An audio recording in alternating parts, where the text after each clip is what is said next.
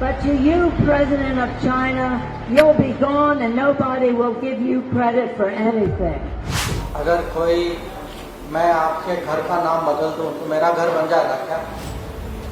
अरुणाचल प्रदेश भारत का स्टेट है, पहले भी था, अभी भी है, आगे भी रहेगा। तो ये नाम बदलने से कुछ नहीं होता। Some big geopolitical developments related to the US, India and China have happened recently. A high-power US delegation, including former House Speaker Nancy Pelosi, met the Tibetan spiritual leader the Dalai Lama in Dharamsala. But why? On a related note, recently a report was published that the Indian government has decided to rename approximately 30 places within China's Tibet Autonomous Region as a rebuttal to China's naming initiatives of Indian places. But what's the logic and motive behind China's renaming of places and India's tit-for-tat move now? How come Tibet, a plateau in the northern Himalayas that has been forgotten by most, has taken center stage again? India allowing the US to make a statement against China from India is a huge geopolitical development. So what's the big picture? Let's discuss. Hello guys, I'm Saurav and welcome to The Arc.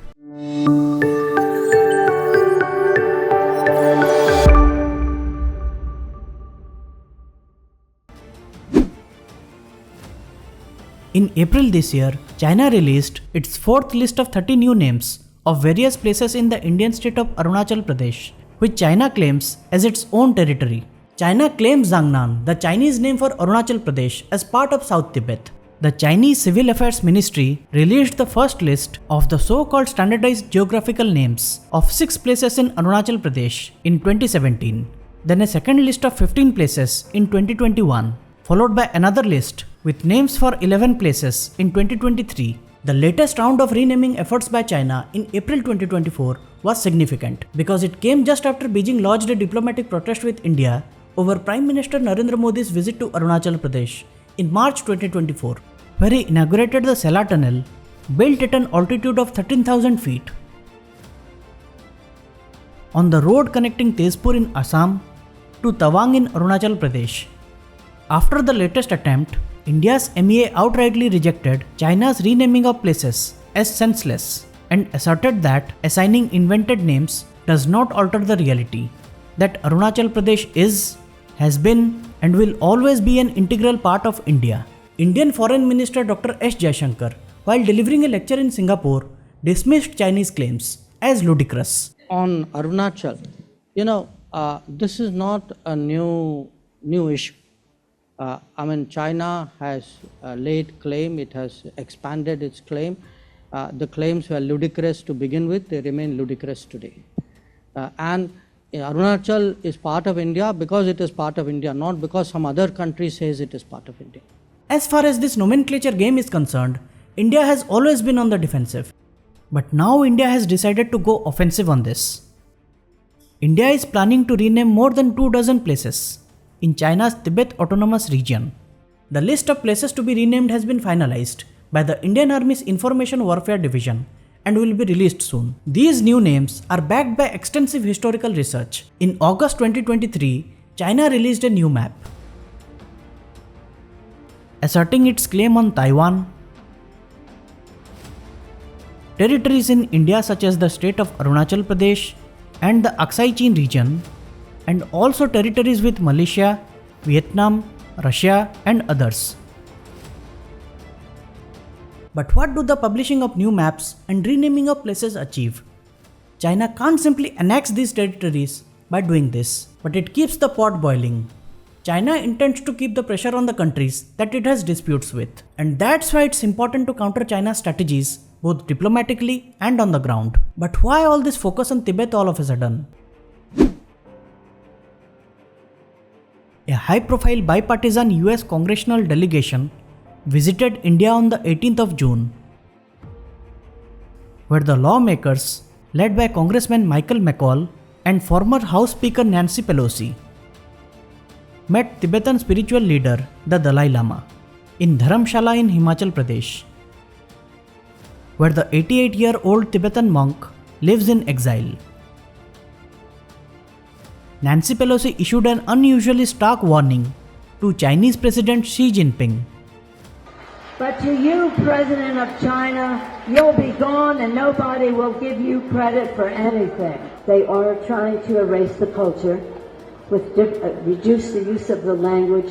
Han's coming into the population there. They are trying something that we cannot let them get away with. But what's the significance of this visit? Recently, the US House of Representatives passed a bill called the Promoting a Resolution to the Tibet-China Dispute Act that challenges Beijing's claim that Tibet has been part of China since ancient times.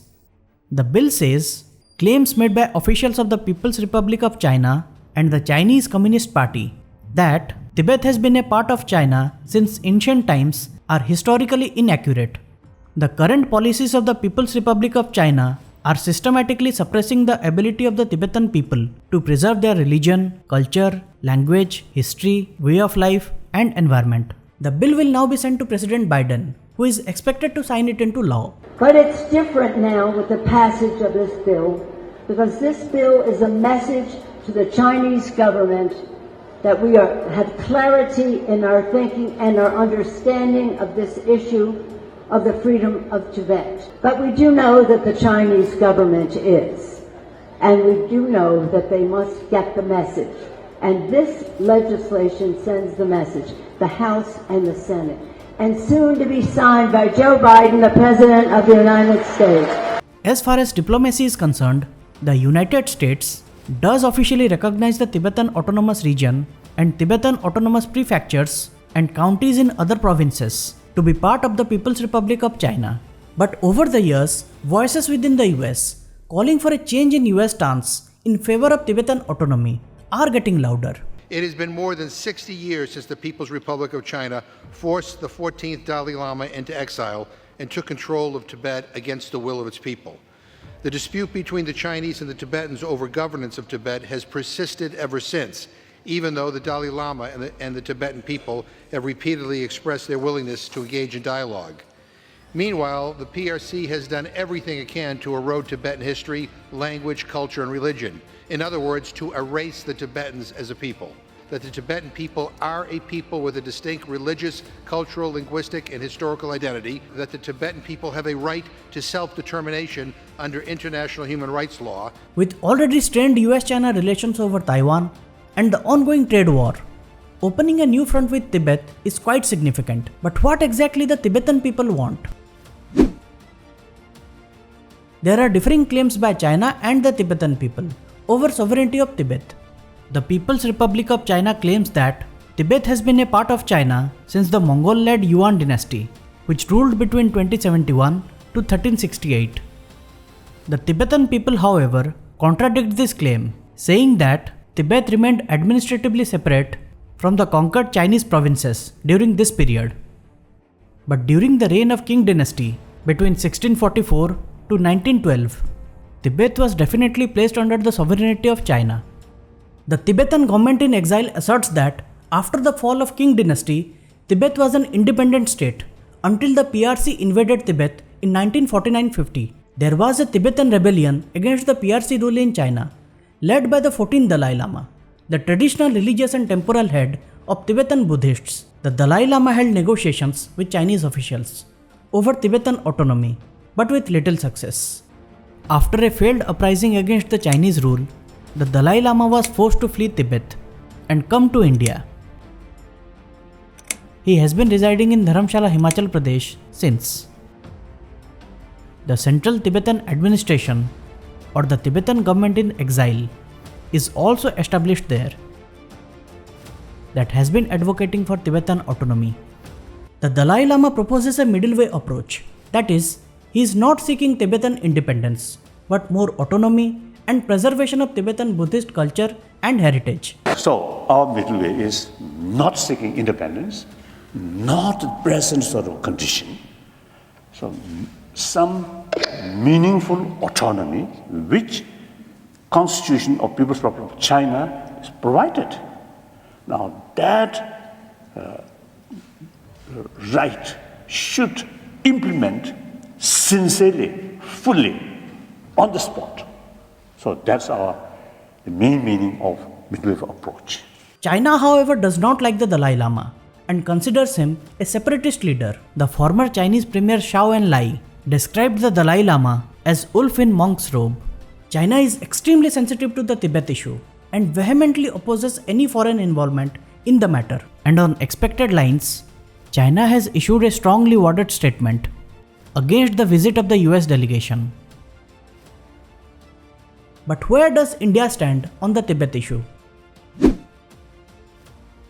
India has ancient links with Tibet through trade, culture, and Buddhism. For centuries, when Tibet was not part of China, Tibet was India's actual neighbor, as most of India's boundaries and the 3,500 km long LAC is with the Tibet Autonomous Region, but not with China.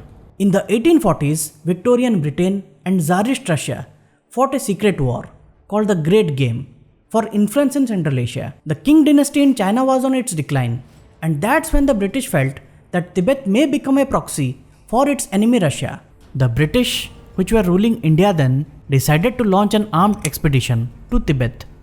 The British forced the Tibetans to sign a treaty on their own terms. Then in 1914, representatives of British India, Tibet, and the Republic of China signed the Shimla Convention that delineated boundaries between Tibet and British India, what we know as the McMahon Line. But after the People's Republic of China's full accession of Tibet in 1950, China rejected the convention and the McMahon Line, and officially holds the same position still. In 1954, India signed an agreement with China, agreeing to recognize Tibet as a part of China. Then in 2003, India and China signed a joint declaration, in which India reiterated the same position on Tibet. India officially still holds the position that Tibet is part of China, but given China's aggressive policies in the region, increasing hostility between India and China, and the changing geopolitical scenario, is India's decision to rename places in Tibet an indication of rethink on India's position on Tibet? The visit of the US lawmakers and the public meetings happened because India wanted it to happen. The delegation also met PM Modi in Delhi after their meeting with the Dalai Lama. India allowing the US to poke China on Indian soil is a massive geopolitical move aimed at China. First, PM Modi acknowledging the Taiwanese president's congratulatory message on his election victory on X. To the US congressional delegation meeting the Dalai Lama in India. And the US NSA Jake Sullivan and a delegation of senior US government officials and industry leaders visiting New Delhi, meeting the Indian PM, NSA, and the foreign minister. It has been quite an eventful week from India's perspective.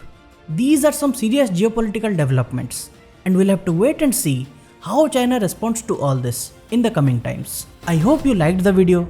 Please support the channel by liking, sharing, and subscribing. Thank you.